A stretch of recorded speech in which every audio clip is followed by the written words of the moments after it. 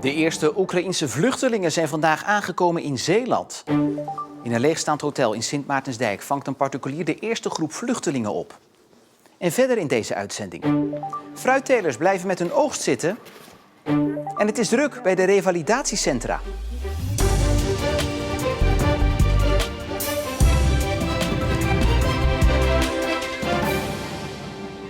Goedenavond. De eerste Oekraïense vluchtelingen zijn vandaag aangekomen in Zeeland. In een leegstaand hotel in Sint Maartensdijk vangt de eigenaar op dit moment een kleine 40 mensen op. En dat aantal loopt de komende dag nog op. Коли ми їхали сюди, мені було страшно від того, що по місцю зривалися бомби, бо ми ще знаходимося біля воєнного аеродрому. І те, що мали влучити в аеродром, влучили в село. І тоді ми дуже злякалися. Але коли я виїжджала, мені було ще страшніше полишити те все, тому що залишалися рідні і залишилися ті, з ким я люблю. І ми по максимуму зібрали всіх тих. Кажу, мені чоловік сказав, ти виїдеш. Я кажу, Іван, я без них всіх не поїду. І тоді ми за 30 хвилин, за 2 години максимум ми зібрали всіх, кого ми могли зібрати. Хоча ми телефонували ще іншим. Це дуже ризикована така була поїздка. Tamila is hier terechtgekomen dankzij ondernemer Arjan van Dijken, die nauwe banden heeft met Oekraïne. Onze zoon is getrouwd met een Oekraïens meisje. En heeft toen 10 jaar terug besloten om daar ook werkelijk te gaan wonen. Heeft daar een bedrijf, tenminste ik hoop dat hij het nog heeft. En dat was de aanleiding voor Van Dijken om in actie te komen. En hij biedt nu de Oekraïense vrienden en familie van zijn zoon onderdak in het voormalige hotel in Sint Maartensdijk, dat nu leeg staat.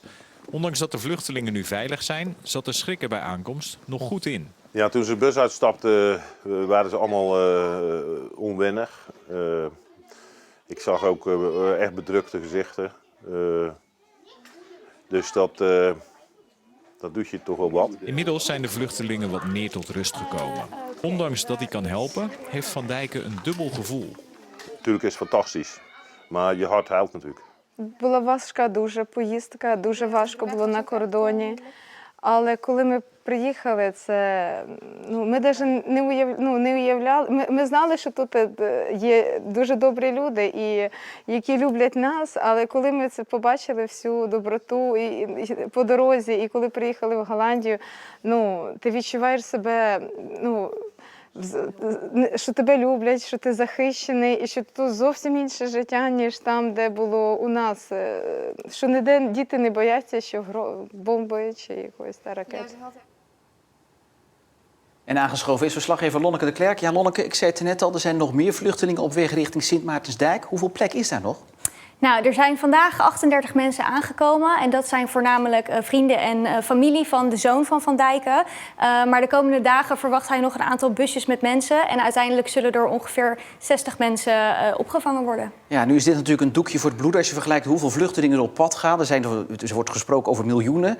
Is dat ook iets waar de Zeeuwse gemeentes al mee bezig zijn, die opvang? Ja, zeker. Daar is vandaag een eerste overleg over geweest. Want het kabinet heeft alle veiligheidsregio's opgedragen om binnen nu en 2 weken in ieder geval 1000 opvangplekken te regelen. En later nog eens 1000. Dus de gemeentes zijn nu aan het kijken waar dat eventueel kan. Maandag is er een landelijk overleg en de veiligheidsregio Zeeland die hoopt volgende week meer duidelijkheid te kunnen geven over die opvang. Maar de gemeentes hebben in ieder geval laten weten dat ze zeker openstaan voor het opvangen van die vluchtelingen. Ja, dus volgende week meer duidelijkheid. Lonneke, dankjewel. En de situatie in Oekraïne houdt ook de Zeeuwse fruittelers bezig, want zij maken zich zorgen. Normaal gaat een groot deel van hun oogst richting Oost-Europa, een afzetmarkt met 200 miljoen mensen. Maar door de oorlog en de onrust zien de fruittelers het somber in. Ja, natuurlijk is het verschrikkelijk voor de mensen in Oekraïne zelf. Maar voor de Zeeuwse fruittelers heeft het ook gevolgen. U ziet het, de sortering staat hier stil. Er zijn volop peren teruggekomen van de grens van Wit-Rusland en Oekraïne. En daarom hoeven we nu niet te sorteren. Directe gevolgen zijn lagere prijzen en problemen met de afzet op het moment. We denken dat die afzet wel terugkomt. Het is onmacht, je kan niets doen. We zien allemaal hoe erg het is voor die mensen, maar we zien ook, we hebben wel veel zorgen. We hebben veel zorgen van ons inkomen voor dit jaar, of dat goed komt. En ook Gerard en Olesia uit Vlissingen maken zich zorgen om de situatie in Oekraïne. Ze kijken met angst en beven naar de ontwikkelingen, want de vader van Olesia zit nog in een bejaardentehuis in Oekraïne. En het stel wil daarom ook graag helpen. Want zijn mensen invalide, ze kunnen niet weg, ze kunnen niet zelf eten zoeken. En daarom willen we direct hulp bieden. Het is oorlogsgebied, maar financieel hebben wij een manier gevonden dat het geld direct bij mijn schoonvader komt. Dat hij met de pas kan pinnen en daarmee medicijnen en eten kunt halen. Op dit moment is het belangrijkste de financiële hulp. Ja, en het hele verhaal van het stel die een hulpstichting willen starten is terug te vinden in onze app of op onze site. En daar is ook een overzicht te vinden van alle hulpacties in Zeeland. En mist u nou nog een actie in dit overzicht, omdat u er bijvoorbeeld zelf een gaat starten? Via het artikel kunt u uw actie aanmelden en dan verschijnt die vanzelf ook in het overzicht. En tot zover onze berichtgeving over de hulpacties voor Oekraïne. In een vijver aan de Wilgenstraat in Oost-Soeburg is vanmorgen uitgebreid onderzoek gedaan door de politie. Met een bootje is gezocht naar een wapen, maar of er ook iets is gevonden is niet duidelijk. De zoekactie vond plaats naar aanleiding van de schietpartij van afgelopen zondag in Oost-Soeburg. Bij die schietpartij raakte niemand gewond, maar er is wel aangifte gedaan van poging tot doodslag. Voor de schietpartij zit een 18-jarige man uit Hoogvliet vast. Voetballer Jan-Paul van Hekken uit Arnhemuiden, hier op archiefbeeld, is voor het eerst opgenomen in de voorlopige selectie van Jong Oranje. Inmiddels speelt de verdediger bij Blackburn Rovers in Engeland. En de laatste maanden is hij daar in goede vorm. En dat is trainer Erwin van der Looy ook opgevallen. De nationale ploeg speelt eind maart 2 EK-kwalificatiewedstrijden. Over 2 weken weet Van Hekken of hij bij de definitieve selectie van 23 spelers zit. Het is druk bij revalidatiecentrum Revant in Goes. Na de grote coronapiek in november en december zijn daar nu tientallen coronapatiënten aan het revalideren. Nooit eerder zagen ze daar zoveel relatief jonge mensen. Fouad Boussabou uit Vlissingen is 42 en liep in december corona op. Hij lag 4 weken in het ziekenhuis, waarvan 10 dagen op de IC. Nu revalideert hij in Goes. Ja, bij cardio, bijvoorbeeld fietsen, dan merk ik dat de batterij sneller op is en dan moet ik echt eventjes weer bijtanken. Langer dan 5 minuten fietsen gaat nog niet. En dat is niet alles. Bijvoorbeeld bij bezoek, als er dan iemand lang op bezoek komt, ja, dat je gewoon het gesprek niet meer kan volgen. Ja, doordat je mentaal gewoon moe bent. Ja. Tijdens de hele coronapandemie is Zeeland niet zo zwaar getroffen als afgelopen november en december. De besmettingen namen snel toe. Zeeland werd de corona-hotspot van Nederland.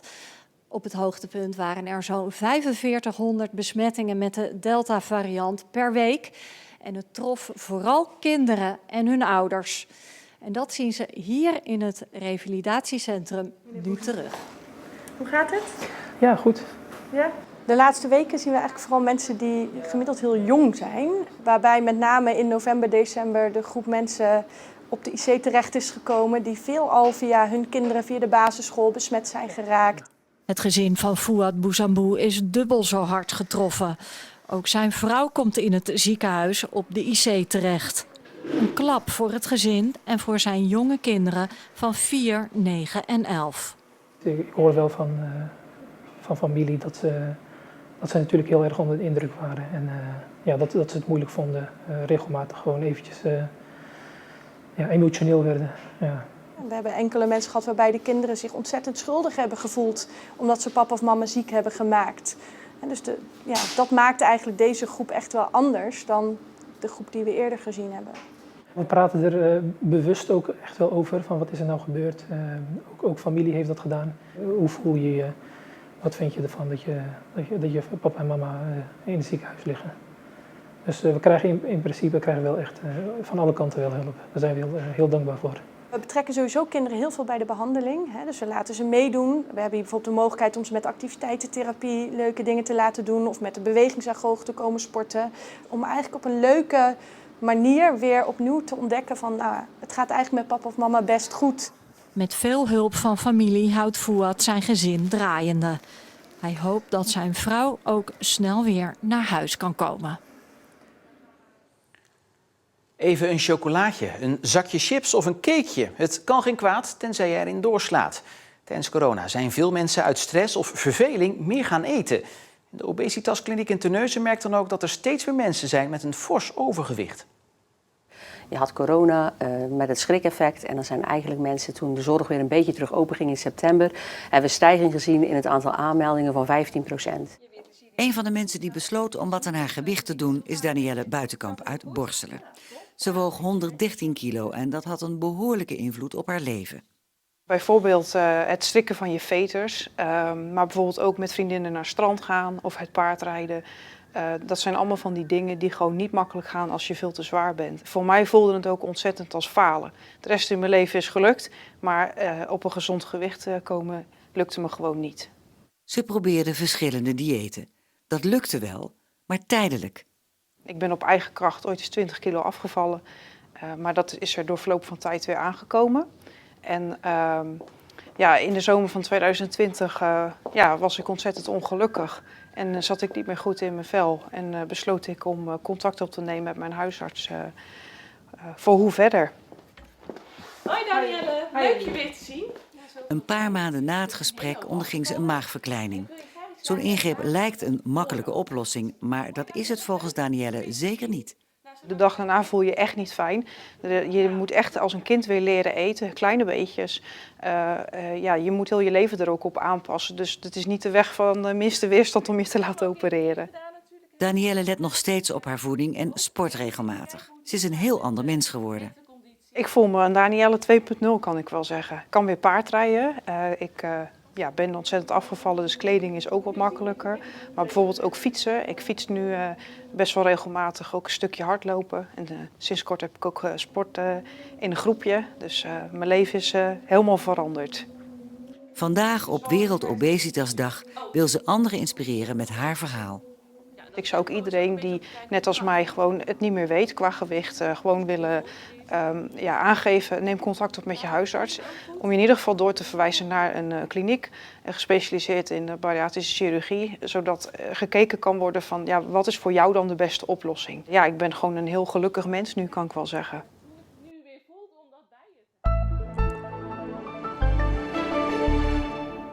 Het begint waarachtig zo langzaamaan te wennen, want van begin tot eind want het wederom zonnig vandaag bij maximaal 12 graden. Vannacht dan koelt het af tot rond het vriespunt, maar morgen opnieuw zonnig bij maximaal 10 graden. En zondag nog steeds zonnig, maar wel met meer wolkenvelden en iets kouder. En tot zover Zeeland Nu voor vandaag. Nog een mooie avond, een goed weekend en tot morgen.